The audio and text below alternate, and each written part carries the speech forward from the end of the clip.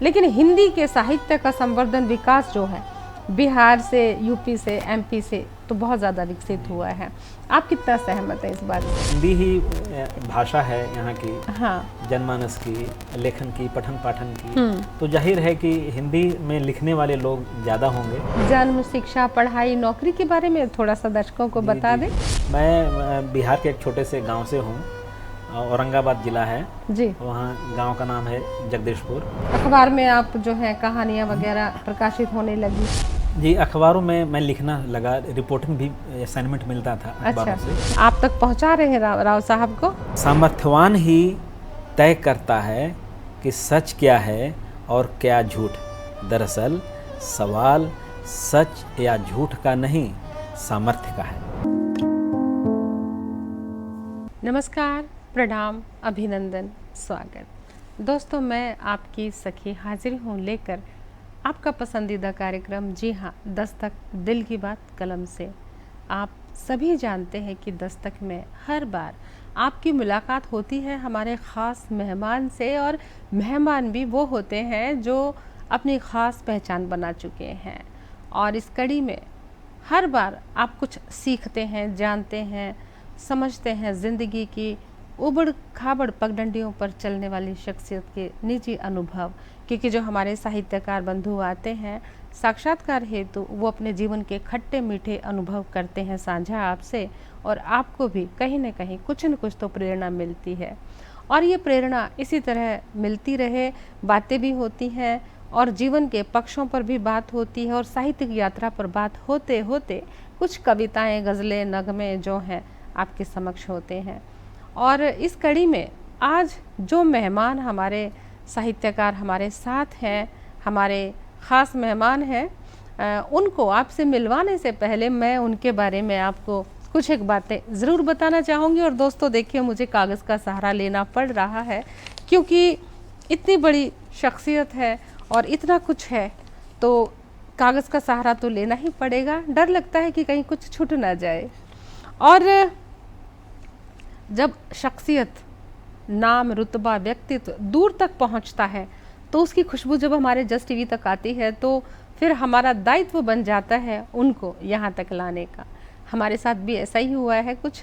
और हमारे मेहमान के बारे में मैं दोस्तों आपको बताना चाहूँगी कि आपकी अब तक 10 पुस्तकें प्रकाशित हैं, जिसमें कि विधाओं की बात करें तो आपकी विधाएं कविता, कहानी, व्यंग, संस्मरण, लेख, आलेख, कहानियाँ, ये तमाम कुछ छोड़ा ही नहीं, सारी विधाओं पर इनकी कलम चलती है। और बिहार की लोक कथाओं पर भी इनका संग्रह प्रकाशित हुआ है।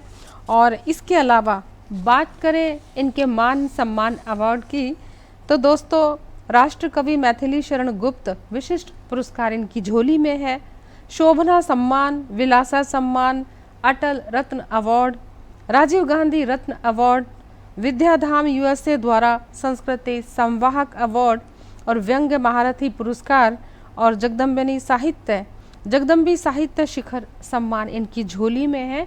और ये तो बड़े तमाम अवार्ड सम्मान हैं, लेकिन स्थानीय स्तर के लोकल जो अवार्ड्स होते हैं स्थानीय, वो उनसे तो इनकी झोली भरी पड़ी है। किस किस का नाम लें, समय बहुत कम है। और दूरदर्शन, आकाशवाणी व राष्ट्रीय समाचार पत्र पत्रिकाओं में आपकी रचनाएं समय समय पर कहीं प्रसारित होती है, कहीं प्रकाशित होती है।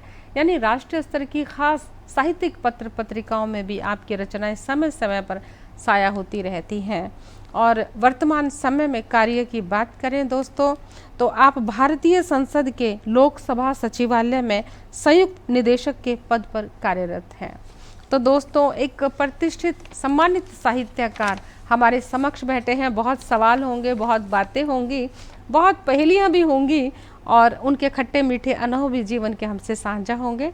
तो बने रहिए और देर कैसी, शुरुआत करते हैं उनसे आपको मिलवाने की। तो आइए मिलते हैं। जी हाँ, बात कर रही हूँ श्री रणविजय राव साहब की। रणविजय साहब, आप स्टूडियो में आए, जस्ट टीवी के प्रांगण में दस्तक दी, हमारा निमंत्रण स्वीकार किया। हम जस्ट टीवी के दर्शकों की ओर से आपका स्वागत करते हैं। बहुत बहुत नमस्कार उर्मिल जी आपका, और जस्ट टीवी के श्रोताओं का, जस्ट टीवी के दर्शकों को बहुत बहुत नमस्कार। और आपका कि जस्ट टीवी ने एक मौका दिया, लोकप्रिय जो चहेते श्रोता हैं, जो दर्शक हैं, उनसे रूबरू होने का मौका दिया। बहुत बहुत धन्यवाद आपका। जी, बेहद शुक्रिया। और शुक्रिया आपने हमारा कर दिया, हमने आपका कर दिया, बात बराबर। चलो अब अपनी यात्रा पर चलते हैं, जिस मकसद से हम बैठे हैं। आज हमारे जो जस्ट टीवी के दर्शक हैं वो आपको भी जानेंगे, आपके साहित्य को भी जानेंगे, तो परिचय तो हो ही गया है। तो रणविजय जी, आप सभी विधाओं में कहते हैं, मतलब साहित्य की जितनी भी विधाएं हैं सब पे आपकी कलम चलती है। तो ये तो जग जाहिर होता है कि बड़े बड़े रचनाकार जो हैं, एमपी ने, यूपी ने, बिहार ने साहित्यकारों को दिए। जब भी हम कोई सिलेबस का या पाठ्यक्रम का साहित्यकार देखते हैं तो ये 3 राज्यों का तो बहुत बड़ा योगदान है, बाकी तो सभी ने दिया है। लेकिन हिंदी के साहित्य का संवर्धन, विकास जो है बिहार से, यूपी से, एमपी से तो बहुत ज़्यादा विकसित हुआ है। आप कितना सहमत हैं इस बात से? जी, क्योंकि ये हिंदी प्रदेश हैं जी, और हिंदी ही भाषा है यहाँ की, हाँ, जनमानस की, लेखन की, पठन पाठन की, तो जाहिर है कि हिंदी में लिखने वाले लोग ज़्यादा होंगे। तो मुझे लगता है यही कारण है, यही कारण है, मतलब मूल कारण यही है। बाकी तो रुचि की बात होती है, लेकिन हिंदी साहित्य का बड़ा योगदान है मध्य प्रदेश का, यूपी का, बिहार का। जब हम रामधारी सिंह दिनकर को सुनते हैं, जब हम शरण गुप्त को सुनते हैं, मुंशी प्रेमचंद जी हैं, जी, कथा सम्राट मुंशी प्रेमचंद हैं। मध्य प्रदेश से ले लें तो हरिशंकर परसाई हैं, शरद जोशी हैं, ऐसे बहुत सारे नाम हैं मध्य प्रदेश में जो साहित्य को दिया है मध्य प्रदेश ने। मतलब हर स्टेट के अपनी भाषा, वो तो अगर पंजाब, हरियाणा, हिमाचल, केरला, मद्रास की बात करें तो उनके राज्य के जो अपने कवि हैं, लेकिन जो हिंदी का योगदान तो इनमें तो इन्हीं का नाम। सिर्फ हिंदी प्रदेश ही नहीं, आप हिंदीतर प्रदेशों को भी देखें, जैसे पंजाब है, महिप सिंह वगैरह हैं, तो ऐसे काफ़ी बड़े बड़े साहित्यकार रहे हैं। पाश को हम सुनते हैं, बेशक उन्होंने पंजाबी में लिखा है, लेकिन हिंदी में उनकी कविताएं बहुत दिल को छूती हैं और बिल्कुल जो निचले पायदान पर लोग हैं उनकी बात वो रखते हैं, तो बहुत अपील करती है उनकी कविताएं। और जहाँ कुछ गड़बड़ी हुई है कि भाई, जहाँ पे हम देखते हैं कि आंचलिकता की बात है कि किसी भी राज्य से कवि हो, चाहे पंजाबी में लिखे, चाहे हिमाचली में लिखे, लेकिन जब उसका अनुवाद होता है तो वो खूबसूरत रूप में खूबसूरत लगता है और लोगों तक पहुँचता है और उनको हम जानते हैं, बहुत नज़दीक से जानने लगते हैं, उनके लेखन से परिचित हो जाते हैं। जी, बिल्कुल। तो बहुत कुछ आपके बारे में आज हम जानेंगे, साहित्य के बारे में तो पढ़ेंगे, सुनेंगे आपसे बहुत कुछ, लेकिन हमारे जो जस्ट टीवी के दर्शक हैं उनको पता होना चाहिए कि जो हमारे आज के मेहमान बैठे हैं, ये मुस्कुराता हुआ चेहरा है, तो उनको पता होना चाहिए कि रणविजय राव जी कहाँ से हैं। तो अपने जन्म, शिक्षा, पढ़ाई, नौकरी के बारे में थोड़ा सा दर्शकों को बता दें। मैं बिहार के एक छोटे से गांव से हूँ, औरंगाबाद जिला है जी, वहाँ गांव का नाम है जगदीशपुर जी। बहुत छोटा सा गांव है, लेकिन शैक्षिक रूप से, सामाजिक रूप से और राजनीतिक रूप से भी बहुत सजग लोग वहाँ पर हैं। बाबूजी जब उन्होंने अपनी पढ़ाई पूरी की तो दूर दूर तक स्कूल नहीं था, तो उन्होंने संघर्ष करके एक विद्यालय अपनी जमीन देकर उन्होंने स्थापित कराया। फिर धीरे धीरे सरकार की मान्यता भी मिल गई, तो मेरी पढ़ाई वहाँ से शुरू हुई। उसके बाद मैं बाबूजी का, उनको लगा कि ये पढ़ने में थोड़ा सा ठीक है, तो उन्होंने बाहर भेज दिया, शहर भेज दिया। वहाँ पे अनुग्रह इंटर कॉलेज है औरंगाबाद में, वहाँ से पढ़ाई की 10th। उसके बाद 12वीं के लिए मैं पटना में आ गया, पटना कॉलेज। वो सिर्फ आर्ट्स की वहाँ की पढ़ाई होती है, पटना यूनिवर्सिटी का कॉलेज है। वहाँ 2 साल पढ़ने के बाद फिर बाबूजी को लगा कि नहीं, और मेरी भी इच्छा हुई कि बहुत सारे सीनियर्स वहाँ से दिल्ली पढ़ने के लिए आ रहे थे, तो वहाँ से मैं दिल्ली आ गया पढ़ने के लिए। हिंदू कॉलेज में एडमिशन हुआ। कौन से सन की बात है? वो है सन 1990 की बात। 90 की बात, जी हाँ। तो एक लंबा अरसा दिल्ली में रहा, फिर उसके बाद 1-2 साल का संघर्ष रहा। संघर्ष किस तरह? संघर्ष रहा कि जब MA मैंने कर लिया तो लगा कि अब मेरी अपनी खुद की जिम्मेदारी है कि मैं अपना खर्चा खुद उठाऊं। घर से पैसे लेने, बाबूजी शिक्षक रहे हैं स्कूल में, तो मुझे लगा कि अपराध बोध होता था कि अब घर से पैसे मांगूं, अच्छा नहीं लगता है। मैं इतना पढ़ लिया, अपने खुद भी कर सकता हूँ। तो धीरे धीरे मैं अखबारों में लिखना शुरू कर दिया। अच्छा। जी। दिल्ली जर्नलिस्ट एसोसिएशन का मेंबर हो गया वहाँ से कई बार रिपोर्टिंग का असाइनमेंट मिलने लगा अखबारों से, बड़े बड़े अखबारों से, हिंदुस्तान, नवभारत टाइम्स, जनसत्ता, राष्ट्रीय सहारा, हिंदुस्तान टाइम्स के लिए भी लिखा।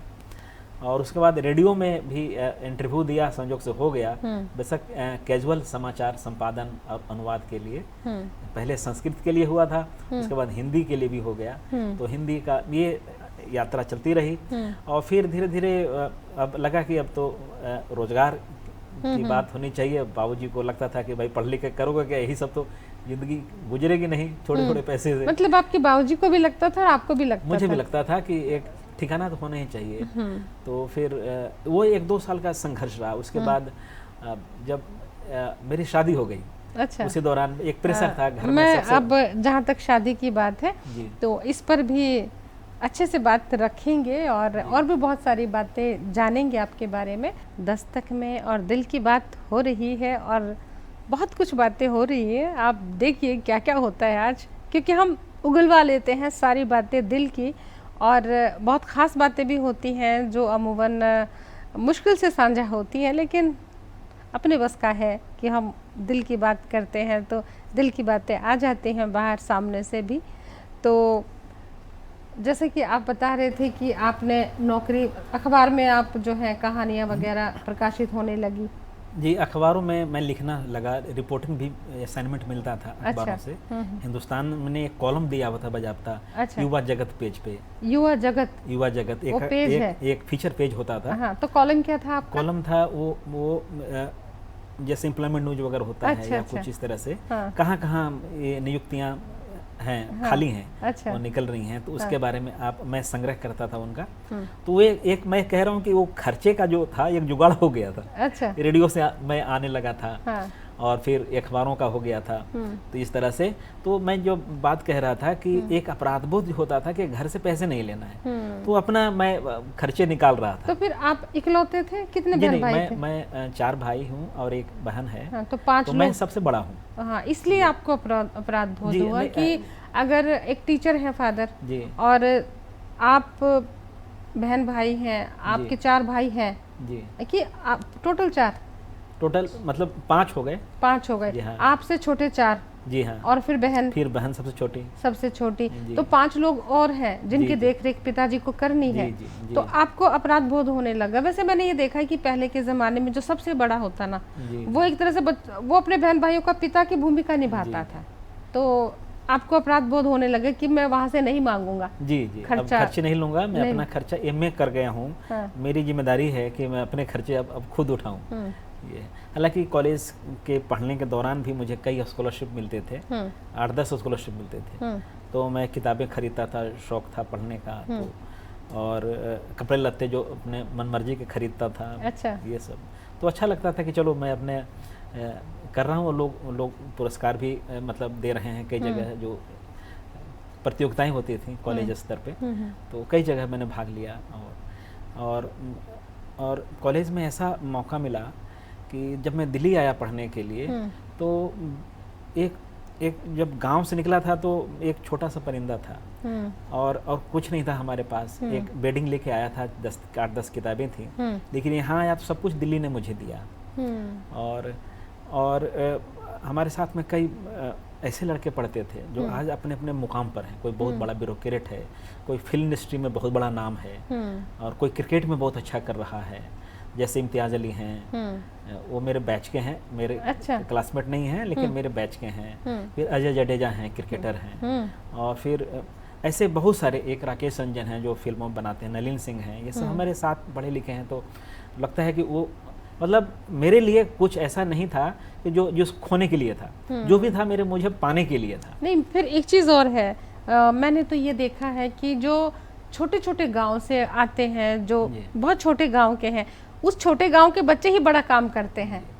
चाहे आप कोई भी उठा के देखें, कलाम साहब देख लीजिए, बड़े बड़े साइंटिस्ट हो गए, टीचर हो गए, राजनीतिक शास्त्र हो, चाहे फिल्म इंडस्ट्री हो, एक्टर्स हो, जो छोटे से कस्बे से निकला होता है ना, वो ज़्यादा अच्छे से कामयाब होता है। क्या कारण होता है?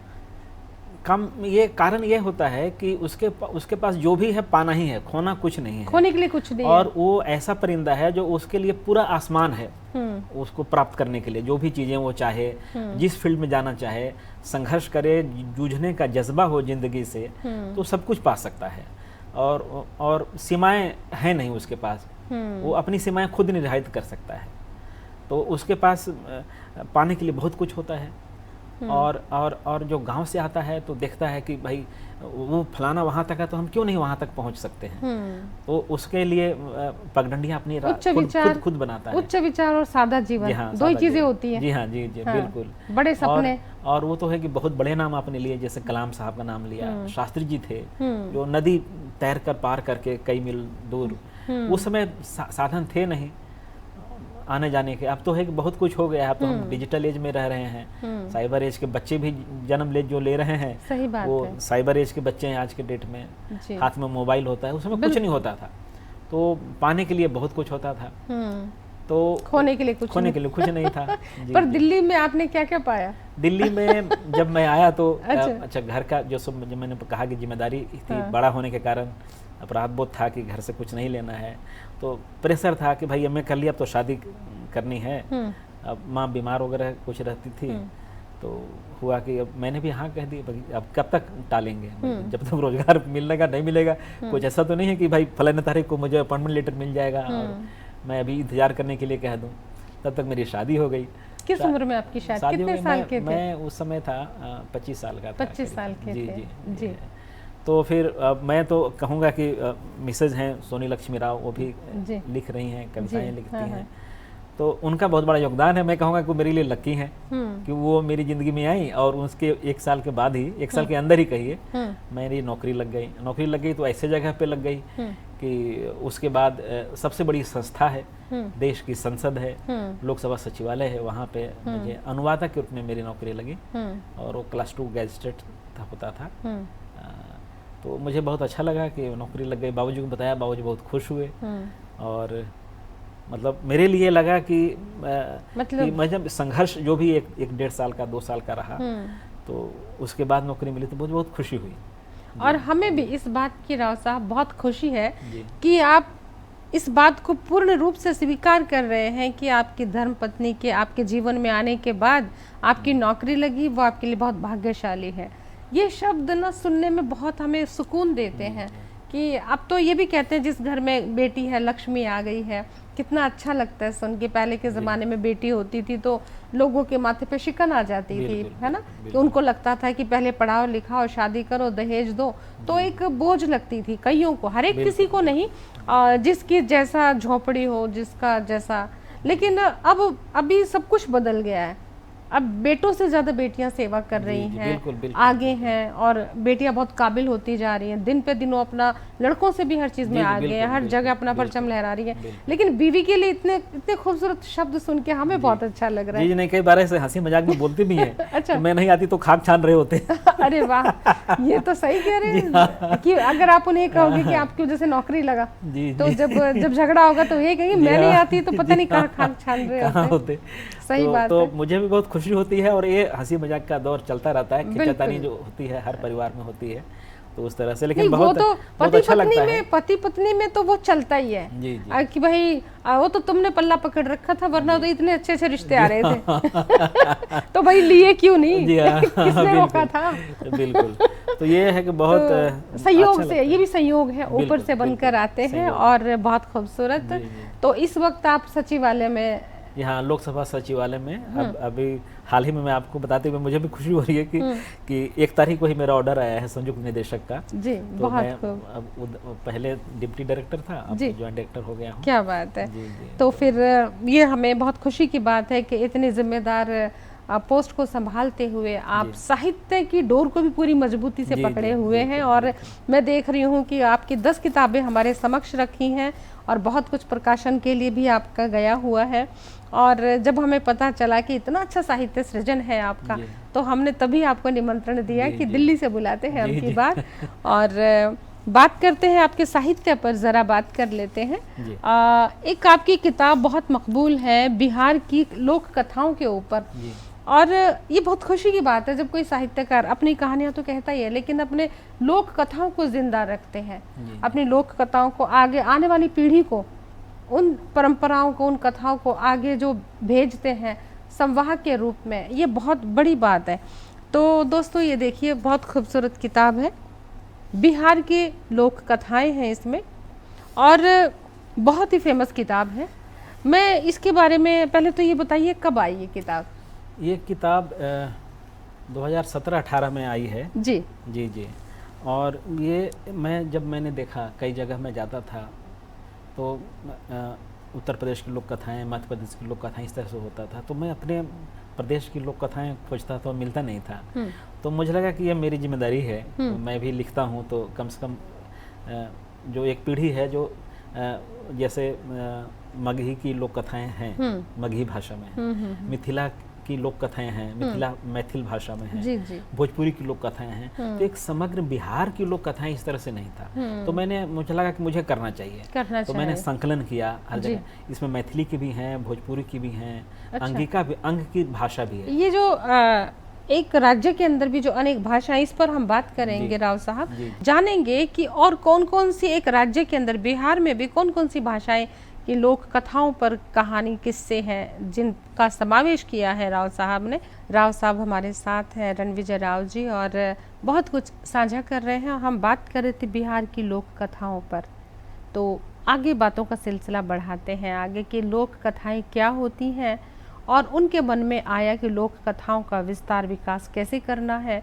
और बिहार में भी अन्य और भी बोलियां हैं, और भी हर राज्य के, थोड़ी कहते हैं ना, कोस कोस पे पानी बदले, कोस कोस पे भाषा, तो पानी भी बदलता है और भाषा भी बदलती है। तो और भी बहुत कुछ जानते हैं बिहार के बारे में।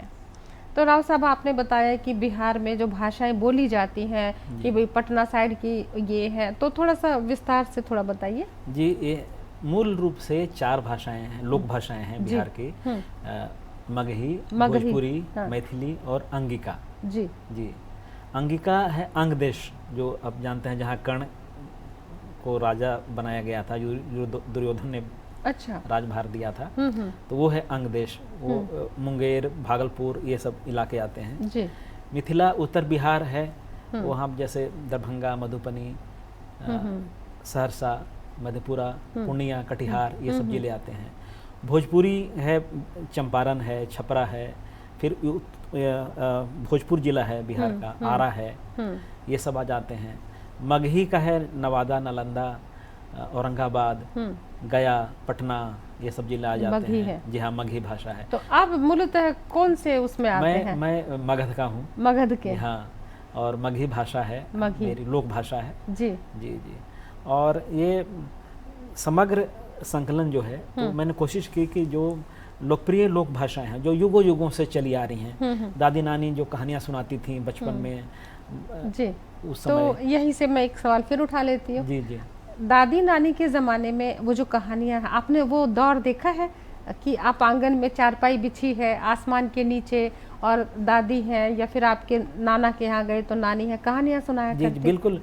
मुझे गर्व है इस बात का कि मैं उस दौर से हूँ जो अपने युग को तेजी से बदलते हुए देख रहा हूँ, मैं साक्षी रहा हूँ। जब गांव में बिजली नहीं होती थी, सड़क नहीं थी, गांव तक पहुँचती थी, उस जमाने से का मैं हूँ। और उस समय जब छत पर सोते थे दादी के साथ में, नानी के साथ में, तो वो आकाश में तारे टिमटिमा रहे होते थे, ऊपर आकाश में हम देख रहे होते हैं, और दादी नानी कहानियां सुनाती रहती थी जहाँ भी दादी के पास गया। कहानियों का रूपरेखा क्या होती है?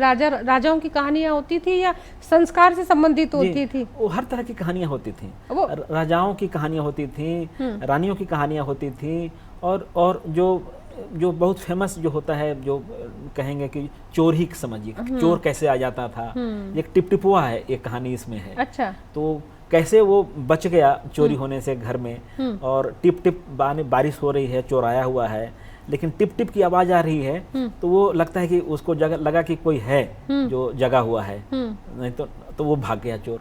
तो अच्छा। ऐसी कहानियां भी हैं। मतलब ये दंत कथाओं से, या जो हमारे बुजुर्गों से हम कहानी, जी, जी, तो मतलब ये टिपटिपिया में, जहाँ तक मैं समझ की, बारिश की टिप टिप की आवाज आती है जी, और जी। चोर आता है, हाँ जी, वो हाँ। टिप टिप की आवाज सुन के सोचता है कि अंदर कोई है। वो किसी बर्तन में टप से गिरता है, जिस पानी पहले से है, अच्छा। तो टप से गिरता है, वो आवाज आती है। हाँ। तो उसको पता नहीं किस तरह से उसको लगा चोर को कि कोई है जो जगा हुआ है, कुछ काम कर रहा है उसने घर चोरी में। नहीं करी, चोरी नहीं भाग की गया। और भाग गया।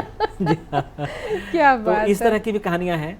और आज का जो दौर है, जो साइबर एज का है, डिजिटल एज का दौर है, बच्चा जन्म लेता है और थोड़ा सा चलना, कदम बढ़ाना शुरू करता है कि मोबाइल हाथ में आ जाता है। अब वो कहानियां सुनाने का दौर खत्म हो रहा है। साल भर का बच्चा चेंज जी, कर लेता है जी, जी। कि YouTube से क्या ढूंढना है। जी, जी, बिल्कुल। कुछ भी मतलब कि कॉल करनी है, व्हाट्सएप कहाँ पर है। जी। 1 साल का बच्चा सब सारा जी, जी, बिल्कुल। सब समझ तो है। हम ऐसे दौर में जी रहे हैं जब समय तेजी से बदलता जा रहा है। हर दिन नई टेक्नोलॉजी आ रही है, नए चीज़ आ रहे हैं। अब तो एक 4G के बाद 5G आ गया 5G आ है, गया। तो और भी सारी चीज़ें बदलती चली जाएंगी। तो उस दौर में जब लोग कथाएं लोग सुनना पसंद नहीं कर रहे करते, हैं। हाँ। और कई तरह के कार्टून आ गए हैं जो मोबाइल में भी उपलब्ध हैं, टीवी चैनल्स हैं एक से एक। लेकिन वो जो जायका है कहानी सुनने का, घर की छत पे इत्मीनान से कहानी से जुड़ने का, और वो कहानियां जो होती थी ना, वो आदर्श स्तंभ भी होती थी कि भाई दायित्व को कैसे समझना है। राम जी के ऐसे ऐसे उदाहरण, कृष्ण जी के तो हमें संस्कार से भी बांधती थी कि भी संस्कार क्या है। और घर की मर्यादाएं भी बताती थी और इरादों को कैसे मजबूत करना है। ऐसे ऐसे उदाहरण होते थे कि बच्चे के कच्चे मन में, कच्चे दिमाग में वो कहानी इस कदर पक जाती थी कि वो इरादे का बुलंद हो जाता था।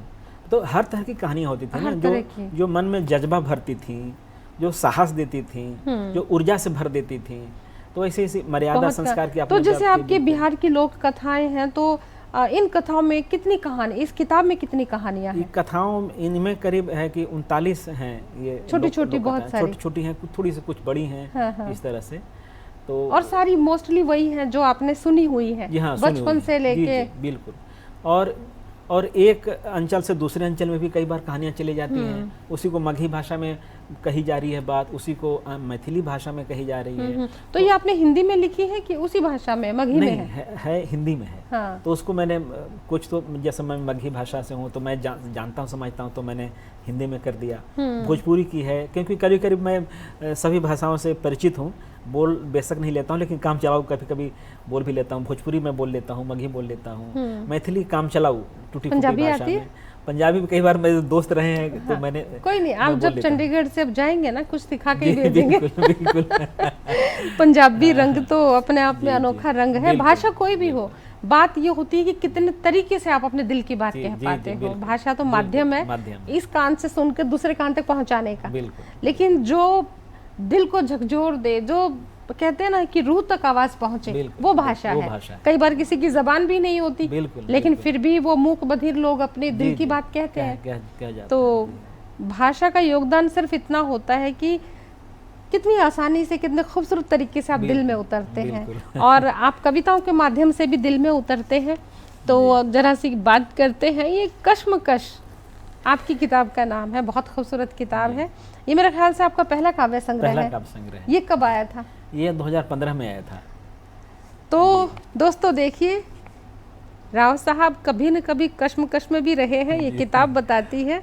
और 2015 में काव्य संग्रह आया है, और बहुत सारी किताबें हैं और खूबसूरत कविताएं भी हैं। और तो शुरुआत कर लेते हैं इसी किताब में से। अपने दिल के करीब कोई रचना पढ़ के सुनाइए, ताकि हमारे जो दर्शक है ना, वो जाने कि इंसान को भी साथ के साथ जान रहे हैं, समझ रहे हैं। और दिल की बात कविता, गज़ल, कहानी से बेहतर तरीका कोई हो ही नहीं सकता। और अब हम राव साहब से आप तक पहुंचा रहे हैं राव साहब को। जी बिल्कुल। एक जैसे ये कविता है सच या झूठ। और जब हम, एक आम आदमी होता है, सड़क पर चलता है आदमी या कहीं भी, जो देखता है गलत होते हुए, और वो सही कहने के बाद भी लोग विश्वास नहीं करते हैं। लेकिन एक जो सामर्थ्यवान होता है, वही बात गलत को भी अगर कहता है तो लोग सही मान लेते हैं। तो ये जो है कि जो समाज में जो इस तरह का ये है, जो कि कमज़ोर है, उसकी बात कोई नहीं सुनता है। जो सामर्थ्यवान है, उसकी बात सभी सुनते हैं। तो इस पे एक कविता है, सच या झूठ। लेकिन हाँ, लेकिन मैं ये पूछना चाहती हूँ, ये जो आपके विषय हैं जी सच या झूठ, जी आप पॉलिटिकल लोगों को वहाँ देखते हैं, वहाँ से भी काफी कुछ आपको दिखती होगी दुनिया। जी, वहाँ भी बहुत बहुरंगी दुनिया है, बहुरंगी दुनिया। और तमाम तरह के लोग आते हैं, क्रिकेटर भी आते हैं, फिल्म स्टार भी हैं, एक किसान भी आता है, एक विद्यार्थी भी है जो पढ़ रहा होता है, अब तो एक 25 साल की उम्र का है। तो आपकी कहानियों के पात्र भी बहुत सारे वहाँ से उठ जाते हैं कि कुछ कहानियाँ आपको जीती जागती ऐसे लोग मिलते होंगे जिनकी वाकई एक मुकम्मल कहानी कहते हैं जिनका जीवन, ऐसे लोग बहुत ऐसे बहुत लोग हैं, है ना। अच्छा, मैं जब बचपन में जब पढ़ रहा था तो बाबूजी एक सीख देते थे कि कहीं कुछ भी दिखे, तुम्हें लगे कि अखबार में कुछ टुकड़ा भी कहीं दिख जाए या सड़क चलते भी कहीं कुछ दिख जाए, तो उसको उठा के देखो कि कुछ तुम्हारे काम का तो नहीं है। जैसे पत्रिकाएं हैं, अखबार है, जो होता है ना कि रद्दी की टोकरी में डाल देते हैं, बहुत तो उस तरह से संदेश। तो वो जो उन्होंने दिया, पढ़ने का जो संस्कार दिया, तो ये उससे एक पारखी नज़र एक साहित्यकार की होती ही है, जो सही बात, अनुभव जो होता है, जो देखता है, सुनता है, समझता है, उसको अपनी कलम के माध्यम से कलमबद्ध करता है, उसको लिखता है। तो वो संस्कार जो मिला वो अब तक जारी है। और जो आपने कहा ना कि अनुभव कहाँ से लेते हैं, तो ये हमारे आसपास परिवेश में जो होता है, जो घटित होता है, जो दिखता है। जी, कई बार हम मेट्रो में दिल्ली में सफ़र करते हैं तो वो दो लोगों के बीच बातचीत होती है, भीड़ है, हम बगल में खड़े हैं, जो क्या बात करें वो भी उससे हम कहानी लेते हैं। तो वैसे बहुत सारी चीजें हैं आसपास परिवेश में, विषय जो हैं, हाँ, जो पात्र मिल जाते हैं जी। और राव साहब आपसे कविता सुनेंगे। राव साहब, आप कोई कविता निकाल के बैठे थे और बड़ी खूबसूरत शीर्षक था जी। एक कविता जो मैं सुना रहा था वो है, सच या झूठ। क्या बिसात हाशिए पर खड़े उस आदमी की जिसने देखा है सच को झूठ होते और झूठ को सच। सामर्थ्यवान ही तय करता है कि सच क्या है और क्या झूठ। दरअसल सवाल सच या झूठ का नहीं, सामर्थ्य का है। तो सब कुछ सामर्थ्यवान ही तय करता है, जो निर्धन है, बड़े कम शब्दों में बहुत गहरी बात, बिल्कुल। और कविताएं आपसे और भी सुनेंगे, लेकिन ज़रा से हम किताबों पर भी बात कर लेते हैं। और ये किताब है आपकी ज़िंदगी इतनी सरल भी नहीं। दोस्तों, बहुत खूबसूरत शीर्षक है, काव्य संग्रह है, और ये ज़िंदगी इतनी सरल भी नहीं, कितना खूबसूरत शीर्षक है। तो ये कब आई इस तरह आपकी किताब? ये 2018 में आई जी। और इसमें कितनी कविताएं हैं? इसमें 41 कविताएं हैं। तो जरा एक कविता हमारे सामने आई है, खुशियाँ, जरा हमें थोड़ी खुशियाँ भी दे दीजिए। बिल्कुल। जी जी। ऐसा नहीं कि नहीं हो सकती थी खुशनुमा मेरी जिंदगी तुम्हारे बिना, फिर भी अच्छा लगता है तुम्हें महसूस करना। तुम कराती हो एहसास कि कठिन राहों पर चलकर भी छुई जा सकती है मंजिल। तुम रोज आती हो सपनों में और दे जाती हो आलिंगन। मेरा मन भर जाता है अनगिनत खुशियों से, मेरा मन भर जाता है अनगिनत खुशियों से। क्या बात है। और सच में खुशियाँ, वाकई खुशियाँ दे गई है वो खूबसूरत मुलाकात। और ये किताब और है, जब तुम नहीं होती। तो ये किताब है दोस्तों, कवि मन है, शीर्षक भी बेहद खूबसूरत है, ख्यालों ख्वाबों की दुनिया है। और जब तुम नहीं होती तो क्या होता है पूछते हैं राव साहब से। तो ये किताब कब आई? ये किताब 2020 के करीब आई है। जी जी जी, बहुत खूबसूरत। और ये शीर्षक जो है, हाँ, ये कविता लिखी थी कि जब मिसेज चली जाती हैं अपने मायके या ससुराल चली जाती हैं, हम लोग दिल्ली में रह जाते हैं, बच्चे और मैं जी, तो उनके बिना क्या क्या होता है। कई बार होता था कि फ़ोन नहीं करते हैं, अपने मशगूल हैं, व्यस्त हैं, तो उन्हें चिंता होती रहती है कि भाई कैसे खा रहे होंगे, कैसे पी रहे होंगे। पर आपको चिंता नहीं होती ना, स्कूल गया कि नहीं गया, वो क्या खा रही है। लेकिन हम यहाँ अपने दफ्तर में मशगूल हैं, बेटा अपने कॉलेज में मशगूल है। तो उसमें जब कई बार शिकायत होती थी कि तुम्हें तो हमारा ख्याल भी नहीं आता होगा, किस हाल में नहीं है, क्या आता, नहीं मर्दों है। को नहीं आता। तो इसी पर एक कविता लिखी हाँ। कि जब तुम नहीं होती, हाँ, जब तुम नहीं होती तो क्या क्या होता तो है। वो है किताब, ये कविता हाँ, जरूर होगी जी, शीर्षक जी, वाली। जी, जी, तो जरा सुना दीजिए। जी, जी, मैं हम भी जाने कि आपने क्या महसूस किया पत्नी के बिना, कि जब वो नहीं होती। और क्या खास बात है दोस्तों, पत्नियों को चिंता रहती है कि पति को खाना देना है, हर चीज़ प्रॉपर रखनी है, उनका ख्याल रखना, दूर रह के भी पूछना है।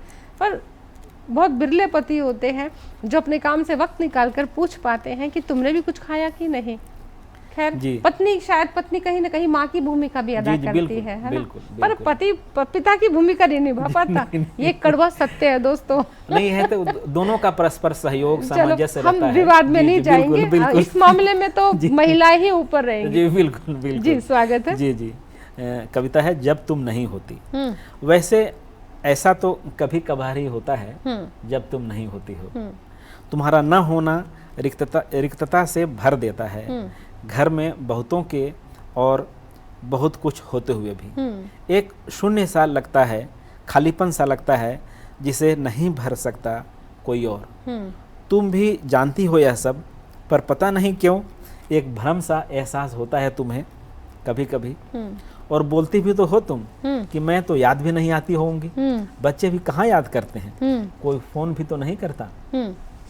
पर ऐसा नहीं है जैसा तुम्हें लगता रहा है तुम्हारे न होने की स्थिति में, या जब तुम नहीं होती हो।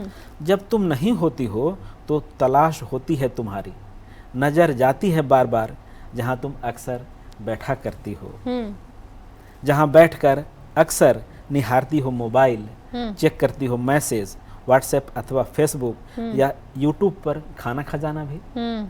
या फिर चली जाती है नज़र रसोई घर में, जब तुम साड़ी का पल्लू कमर में खोजती हुई उड़ेलती हो चाय प्याली में। वाह वाह। या फिर वॉश बेसिन पर भी चली जाती है नज़र, जब तुम मारती हो छींटे मुंह पर बड़े ही निराले अंदाज में। या फिर लॉबी में जब तुम समेटती हो खुले बाल, बनाती हो जूड़ा। या फिर जब कभी बनाता हूँ मैं चाय या कुछ और चीज़ बड़े शौक से, और नहीं मिलती है कोई चीज़, चीनी, चाय या मसाले की कोई डिबिया, तब झल्लाते हुए और मुंह बनाते हुए कुछ अजीब तरह से, या फिर बड़बड़ाते हुए कुछ कुछ जब कहती हो तुम्हें तो कुछ मिलेगा ही नहीं, इससे तो अच्छा होता मैं खुद ही बना लेती हूँ। जब तुम नहीं होती हो, यथार्थवादी कविता। जी। जब तुम नहीं होती हो तो जैसे नहीं आती गौरैया सामने के पेड़ पर, जैसे सूरज छिप जाता है बादलों के बीच, अंधेरा जैसे छा जाता है दिन ढलने से पहले ही। सच में तुम जब नहीं होती हो तो जैसे आवारा बादल घुमड़ने लगता है पूरे आसमान में, बिना बरसे इधर से उधर, देशवासियों को भ्रमित करते हुए। ठीक वैसे ही स्थिति होती है मेरी भी जब तुम नहीं होती। तुम हो तो सब कुछ है, तुम नहीं तो कुछ नहीं, तुम नहीं तो मज़ा नहीं पछुआ बयार का, तुम नहीं तो स्वाद नहीं चाय में, तुम नहीं तो एक शोर है शांति के बीच, तुम नहीं तो उदासीन है समूचा वातावरण, तुम नहीं तो एक चुप्पी है दीवारों के बीच, तुम नहीं तो तिक्त हैं सारे एहसास, तुम नहीं तो निरर्थक हैं वो सारी चीज़ें जिनसे आती है सार्थकता जीवन में।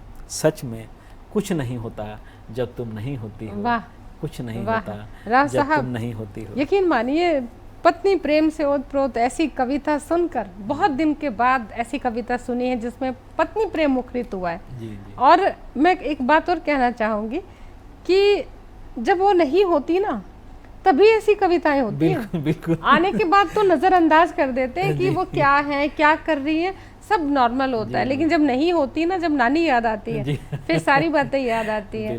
बहुत खूबसूरत, सच में बहुत बिल्कुल अक्स को उतार के रख दिया। और स्त्री का महत्व क्या है घर में, बहुत खूबसूरती से आपने कविता में बयां किया है। मेरी तरफ से इस कविता के लिए बहुत बहुत बधाई। बहुत बहुत धन्यवाद। और ये कहानी घर घर की है। जी, जी। और अब जरा इस पर बात कर लेते हैं। एक अर्धदान की बेला है, ये जो है मेरे ख्याल छठ पूजा पे जो जल समर्पित कर रहे हैं। जी, तो जी। इसमें क्या है, कविताएं हैं? ये एक कहानी है जी। एक मतलब इस कहानी के माध्यम से राष्ट्रीय पुस्तक न्यास ने इसे छापा है। देखिए दोस्तों, अर्घ्य दे रहे हैं और ध्यान के साथ, और छठ पूजा उत्सव से संबंधित ये किताब है। बहुत खूबसूरत, एक हमारा राष्ट्रीय, क्या मैं तो कहती हूँ विश्व स्तर पर ये पर्व है, सभी मनाने लगे हैं। बहुत खूबसूरत जी। क्या है इसमें तो कहानी? इसमें एक कहानी है, जो छोटा बालक जो देखता है घर में किस तरह से होता है, क्या है, तो एक मेरा एक संदेश भी है इसके माध्यम से कि उन तक पहुँचे जो युवा मन है, जो बाल मन है, कि कितना त्याग और कितना समर्पण होता है। और परिवार के लिए मनौती लोग मानते हैं, भगवान से, ईश्वर से, सूर्य देव से, छठी मैया से, कि हमारा सब कुछ कल्याण करना, बाल बच्चे तरक्की करें, हम स्वस्थ रहें, हमारा समाज, परिवार, देश सब कुछ समस्त रहे, इस तरह से। तो और वो किस तरह से मनाना है, कितनी शुद्धता से मनाते हैं, तो इस कहानी के माध्यम से एक संदेश है। आपकी सारी तमाम किताबें जो नहीं पढ़ी वो हम पढ़ेंगे, क्योंकि इसमें बहुत कुछ है। मुझे सबसे खास बात ये लगी है कि बिहार की जो संस्कृति है, संस्कार है, और जो आस्था, पूजा, निष्ठा, घर परिवार को चलाने वाली परंपराएं, जिसमें परिवार एकजुट रहे, वो तमाम चीज़ें उस संस्कृति में, उस माटी में है जी। और इन चीज़ों के आप संवाहक हैं। और मैंने तो ज़्यादातर देखा है जो हमारे बिहार से कवि आते हैं, उनके इंटरव्यू जब मैं करती हूँ और उनसे बात होती है, तो कला संस्कृति को उन्होंने बखूबी बांध के रखा हुआ है। ये बहुत बड़ी बात है। जाते जाते एक किताब और दोस्तों दिखा देते हैं, भीगी रेत है, और भीगी रेत में क्या क्या होता है, रेत के नीचे क्या क्या होता है, इस शीर्षक का बहुत बड़ा कैनवास है। आप समझ सकते हैं कि भीगी रेत के नीचे क्या क्या होता है। नमी होती है, आंखों में आंसू भी होते हैं, और मोती भी मिल सकते हैं, केकड़े भी मिल सकते हैं। भीगी रेत के नीचे आपको एक जीवन मिलता है, जो ऊपर से दिखता कुछ है और अंदर से जीवन कुछ और होता है। ऐसी कुछ कहानी मुझे लगता है कि भीगी रेत के नीचे बहुत सारे आपको रहस्य भी मिलेंगे, बहुत सारे किस्से, कहानियाँ भी होंगी। तो दोस्तों, ये है भीगी रेत, और ये भी मेरे ख्याल कविताओं की किताब है। तो निसंदेह बहुत सारे राव साहब, इतनी सारी किताबें हैं, हर एक कहानी पे जिक्र करना संभव नहीं इतने कम समय में, लेकिन आपने फिर भी बहुत कुछ साझा किया, बहुत कुछ बताया, और हमारे दर्शकों से दिल की बातें करी, खूबसूरत रचनाएं भी सुनाई। आप आए, हम जस्ट टीवी के दर्शकों की ओर से और हमारी सब की ओर से आपका धन्यवाद करते हैं। आप आए, बहुत बहुत धन्यवाद। और अब साथ में मैं तो यही कहना चाहूँगा कि जस्ट टीवी का जिस तरह का कार्यक्रम है, और जितने लोगों तक पहुँच है, यह पहुँच और भी बढ़े जी, और दर्शकों को, श्रोताओं को बहुत कुछ जानने समझने को मिले। और मुझे नाचीज को आपने सुना, आपने समझा, बहुत बहुत धन्यवाद। उर्मिल जी, आपका बहुत बहुत धन्यवाद जी।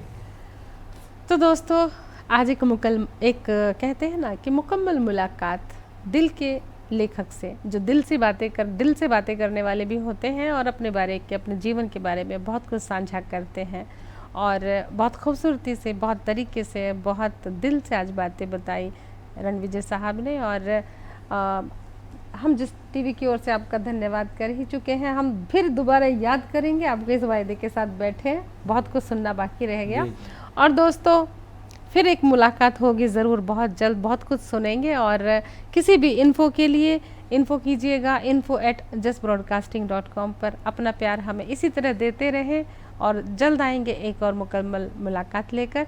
अब मुझे और रणविजय राव साहब, यानी हम दोनों को दीजिए अनुमति। प्रणाम।